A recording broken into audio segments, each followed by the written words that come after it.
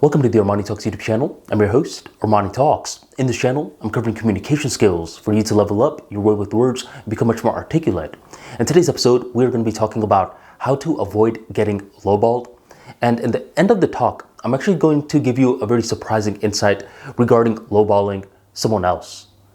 Lowballing is when you throw out an offer that's disrespectful. It's not just a low offer that you initially throw out, but that's not your real offer. It's a decoy until the other person says, no, make it a little bit higher, and then you give your real offer. A lowball offer is straight up disrespectful.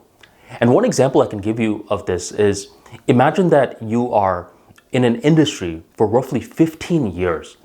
Most of your peers, they are making a good amount of money. They're all making six figures. You're almost there, but for whatever reason, you can't quite crack the six-figure mark. So one day, you go to a different company to interview with them. They're over here hyping you up nonstop. If you come to our company, we're going to make sure you're taken care of. So you start to interview with them more. You start to get lackadaisical in your other job because you think this new company is going to take care of you. You're in the final portions of the interviewing process. And then it's time to discuss the money. How much money are you going to pay me, dear employers? And they say $45,000. $45,000? You gotta be joking. You honestly have to think that feeling. You gotta be joking. That's when you know that you're getting disrespected. And when you lowball someone, it hurts their ego. And it hurts it so much that they may call off the deal completely. And to avoid getting lowballed yourself, you want to make sure that you have two things.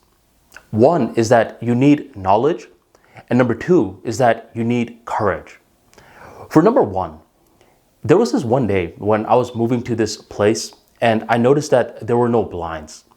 Initially, when I was thinking about how much it would take to install blinds in this house, I'm thinking the entire project was going to take $500.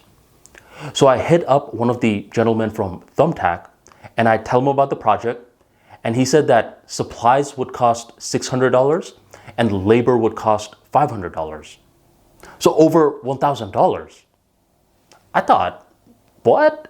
I was going to pay you $500 for the entire project, and now you're telling me $1,000?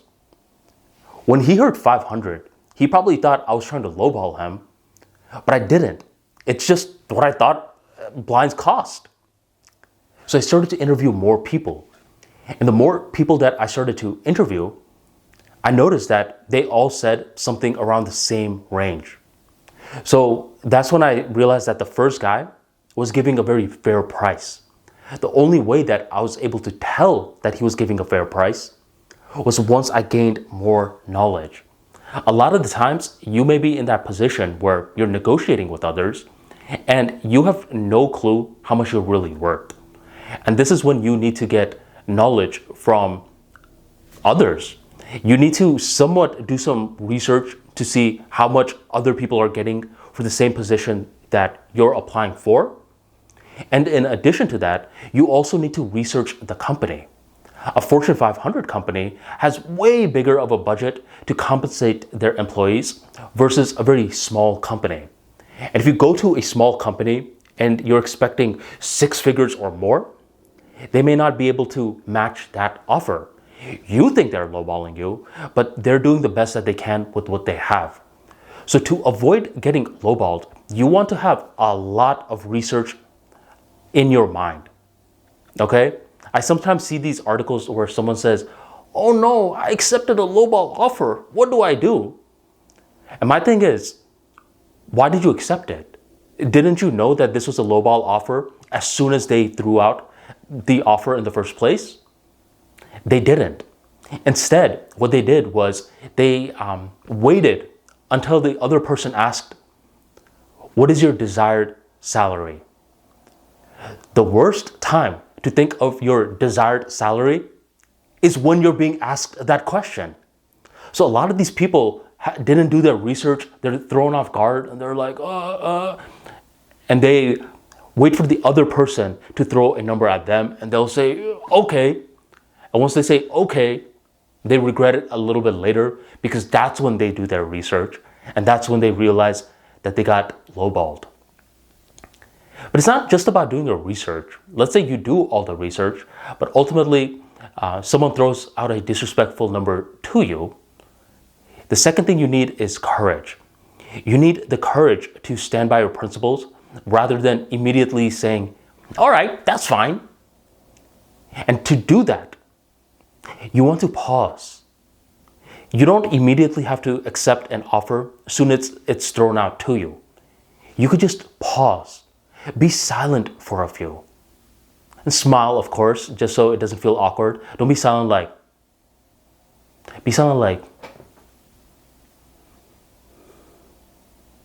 you control the time, not them.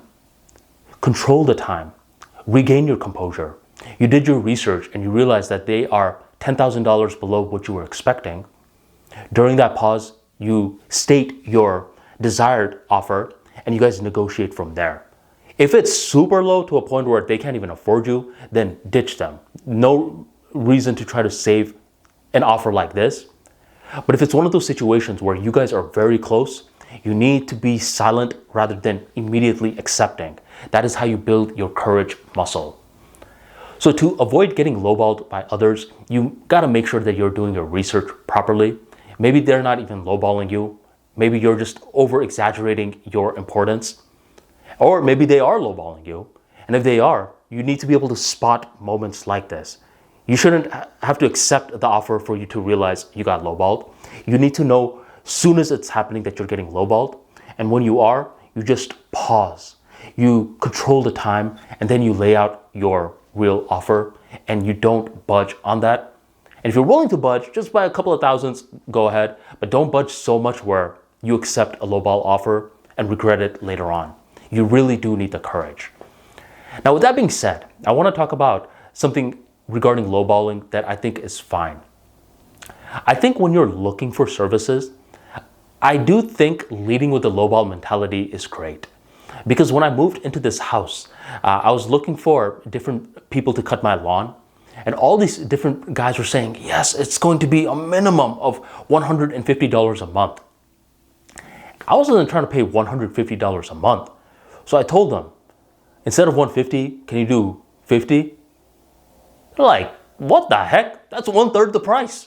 And they pretty much hung up on me because they knew that I wasn't being serious and I was throwing out a disrespectful offer to them. I didn't stop though. I kept hitting up different people.